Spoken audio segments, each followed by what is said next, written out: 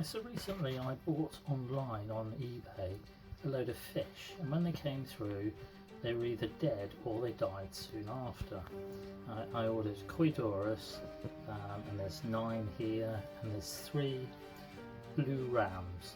I was replaced one of the blue rams, and I was refunded for 5 of the 8 Coedorus. They didn't refund me for. I've got 2 left. They didn't refund me for the other one, and they didn't refund me for the blue rams. But I didn't have to send them back. But I did freeze them just in case they wanted the bodies back. Anyway, these are the blue rams. They're pretty little fish when they're alive. These ones are dead and frozen.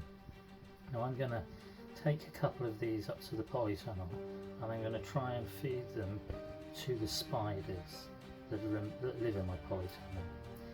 I've fed my Venus flytraps some dead fish before, and the Venus flytraps do seal up on them, and they do dissolve the insides of the fish, and they do eat them, leaving just a skeleton.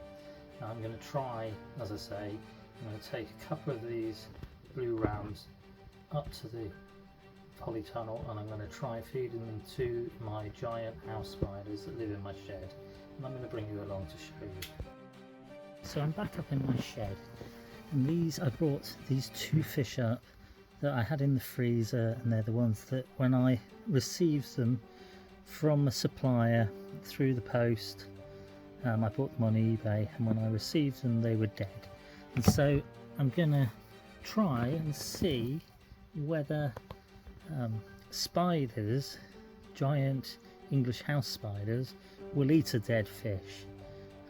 We'll just see. Anyway, they were frozen and I defrosted them. These are blue rams. I know it's kind of sad, but I don't like to waste anything, so here we go. So as per usual, I've put them on the end of the tongs, like that.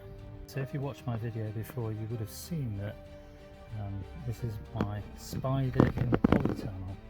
So we'll call her Polly. And she came out and she attacked the blade of grass that I was wiggling in her web. She lives down in that hole down there. Now I've got a dead fish that I received through the post, and the fish came through and it was dead when it arrived. It was very sad because it was a blue ram and it's quite a pretty little fish. I've got 2 of them, which one was a replacement, and the other one is just the first one that I received. Now here comes the spider. I can see her moving in the little web there, in a little hollow. There she is. Will she take the fish? Oh, she came out and she touched it, but I kind of moved the bit of grass. Let's see. She might still come back. Might have been a bit too much for her, we'll see. Here she comes again.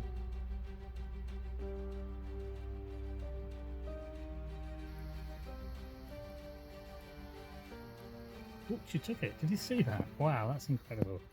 So, do giant English house spiders, this one being called Polly because she lives in the polytunnel, do they eat dead, frozen but defrosted fish? Well, she's down there in her little, let's see, there we go.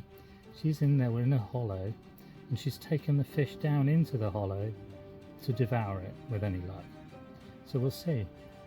I don't know how I'm going to show you whether she does eat it or not, but do giant English house spiders eat dead fish? Well, it certainly looks like it if you can trick them into it. So there we go. This one's called Polly. I'm calling her Polly because she lives in the polytunnel and she's a giant English house spider. Do they eat fish?